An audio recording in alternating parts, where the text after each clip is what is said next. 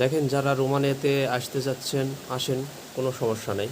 কিন্তু একটা জিনিস মাথায় রাখবেন আপনারা, যারা রোমানিয়াতে আসবেন অবশ্যই 1 বছর সময় দিতে হবে আপনাদের।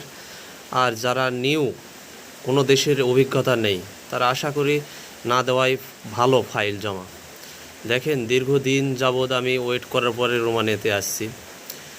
বাইরের আসলে এক্সপিরিয়েন্স না থাকলে রোমানিয়ার ভিসা দিতে চায় না। দেখেন, 1 বছর ওয়েট করার পরে আপনি যদি ভিসা না পান, সবচেয়ে বেশি কষ্ট লাগবে আপনার।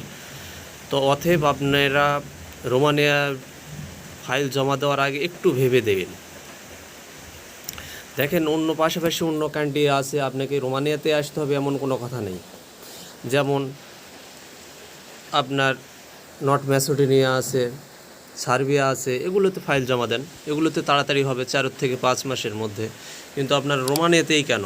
রোমানিয়াতে আসলে দেখেন দীর্ঘদিন সময় লাগবে। আপনারা আসে ভালো মতো, এখন স্যালারি আসলে আগে আমাদের কোম্পানিতে স্যালারি দিত 3000 লিউ, আর এখন দিতেছে স্যালারি 2000 লিউ, 1000 কমে গেছে স্যালারি। আপ করছে সরকার যে 4000 লিউ বাধ্যতামূলক দিতে হবে প্রত্যেকটা ওয়ার্কারকে, কিন্তু আমাদের কোম্পানি থেকে 2000 দিতেছে।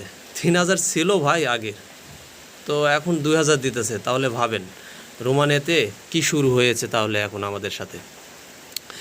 এই জন্য আমি ইটালিতে চলে এসেছি।